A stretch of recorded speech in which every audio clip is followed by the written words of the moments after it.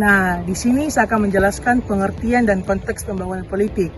Pembangunan politik adalah perubahan politik yang sudah terencana dari kondisi awal ke kondisi lain, yang dilakukan oleh pemerintah dan melibatkan semua unsur masyarakat. Dalam konteks ini, ada beberapa faktor yang mempengaruhi. Yang pertama, faktor historis, faktor ekonomi, faktor sosial, faktor ideologis, dan faktor institusional. Ini tidak bisa dipisahkan antara pembangunan sosial dan pembangunan ekonomi.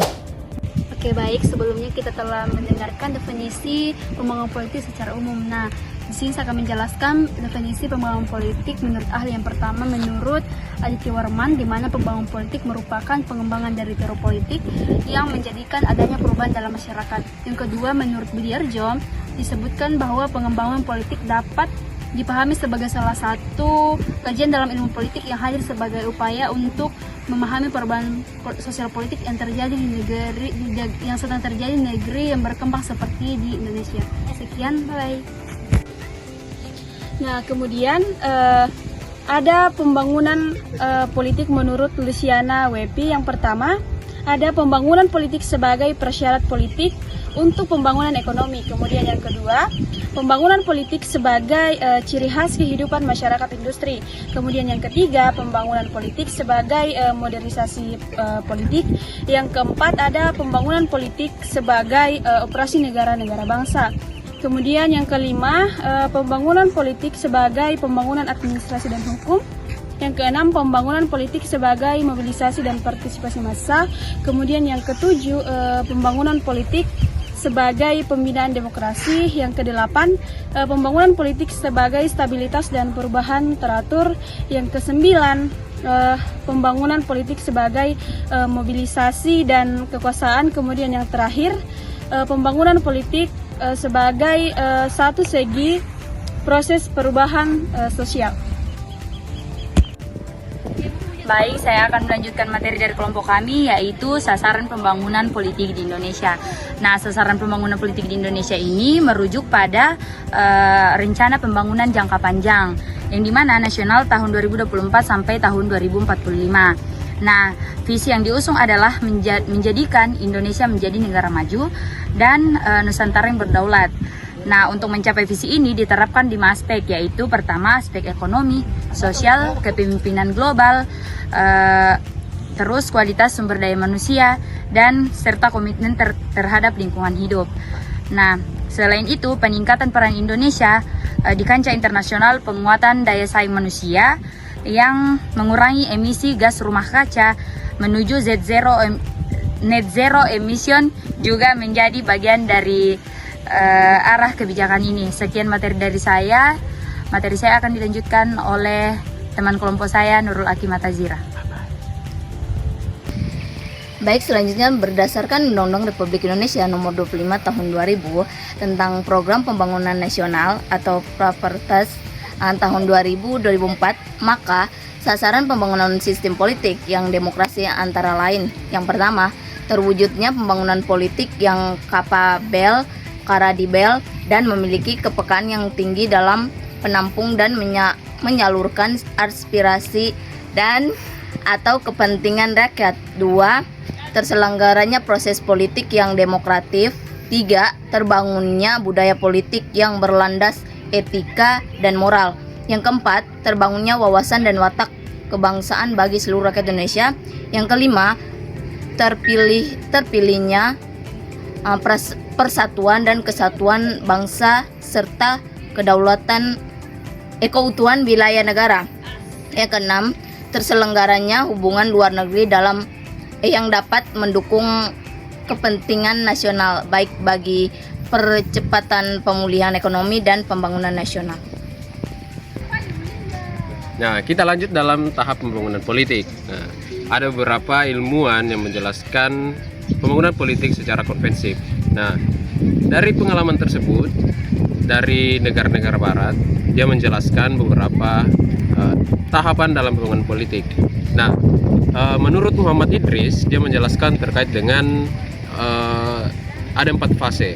Nah, dalam fase-fase itu, dia membahas yang pertama tentang unifikasi primitif, yang dimana disinilah tahap pembentukan awal suatu negara yang kemudian disatukan dari berbagai etnis. Nah, untuk menjaga kestabilan suatu negara itu, nah diperlukan seorang pemimpin yang bijaksana, bertanggung jawab dan sebagainya. Nah, terus yang kedua ada fase industrialisasi. Nah, pembangunan politik berjalan dengan seiring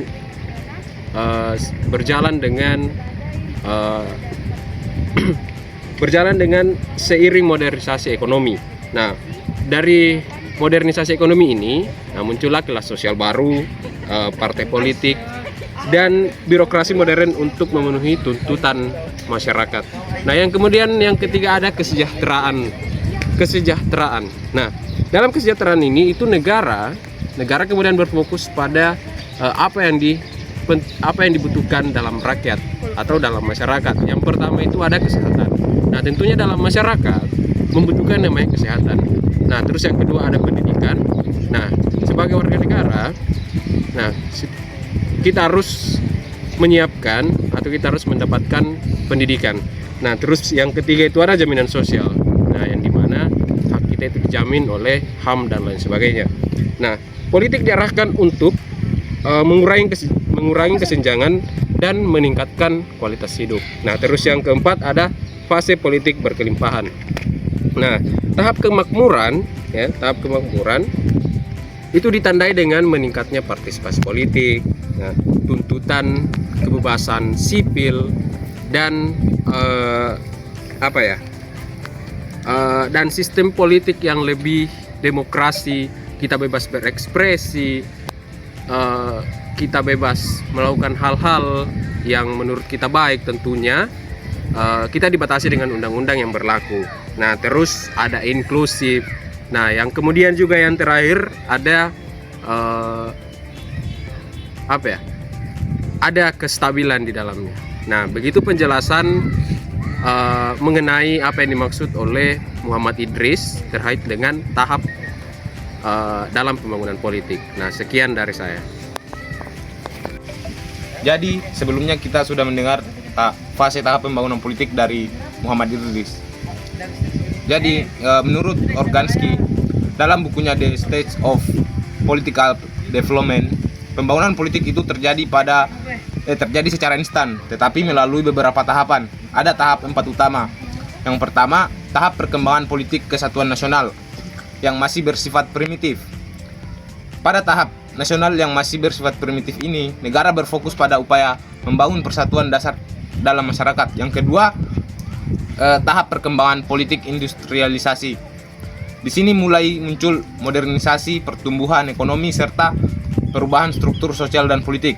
Yang ketiga, tahap politik kesejahteraan nasional. Pada tahap ini, negara sudah mampu memberikan pelayanan publik dan meningkatkan taraf kehidupan rakyatnya. Dan keempat, tahap politik kemakmuran. Ini merupakan fase ideal, di mana masyarakat dapat hidup dengan nyaman, layak, dan sejahtera secara merata. Jadi proses pembangunan politik itu bertahap dan setiap fase menjadi fondasi bagi tercapainya kesejahteraan serta kemakmuran masyarakat. Oke, baik, saya akan melanjutkan materi pembangunan politik di Indonesia. Nah, jadi program pembangunan nasional itu atau biasa kita sebut dengan Propenas tahun 2000 sampai 2004 adalah pembangunan 5 tahun. Jadi dia berfokus di berbagai bidang, hukum, ekonomi, politik, kemudian sosial budaya, daerah, lingkungan, dan pertahanan, keamanan. Jadi pembangunan politik itu menciptakan suasana yang kondusif, kemudian demokratif, akomodatif terhadap perubahan serta memperkuat politik luar negeri yang bebas aktif. Kemudian ada rencana pembangunan jangka panjang yang dimana RPJPN ini adalah pembangunan 20 tahun ke depan. Jadi dia bertujuan untuk membuat Indonesia maju, adil dan makmur. Jadi RPJPN ini adalah berfokus di bidang politik yang dimana penguatan demokrasi, kemudian partisipasi rakyat yang baik, desentralisasi, penegakan hukum dan HAM. Jadi pembangunan politik di Indonesia itu kita diarahkan untuk menciptakan demokrasi yang stabil, kemudian meningkatkan partisipasi rakyat, penegakan hukum dan serta mendukung pembangunan ekonomi dan kesejahteraan. Baik, saya akan melanjutkan materi dari pembangunan politik Indonesia, yaitu pilar pembangunan Indonesia 2045, terdiri dari pembangunan manusia dan pengusahaan impact. Yang pertama, percepatan pendidikan rakyat Indonesia secara merata, pendidikan peran kebudayaan dalam pembangunan. Yang ketiga, peningkatan sumbangan ilmu pengetahuan dan teknologi dalam pembangunan. Yang keempat, peningkatan derajat kesehatan dan kualitas hidup rakyat. Yang kelima, reformasi ketenagakerjaan. Yang kedua, pembangunan ekonomi yang berkelanjutan. Yang pertama, peningkatan investasi dan perdagangan luar negeri. Yang kedua, percepatan industri dan pariwisata.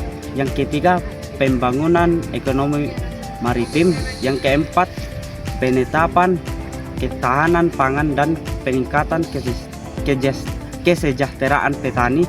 Yang kelima, pemantapan ketahanan energi dan air. Yang keenam, komitmen terhadap lingkungan hidup. Yang ketiga, pemerataan pembangunan. Yang pertama, percepatan pengentasan kemiskinan. Yang kedua, pemerataan kesempatan usaha dan pendapatan. Dan yang ketiga, pemerataan pembangunan wilayah. Baik, mungkin itu saja.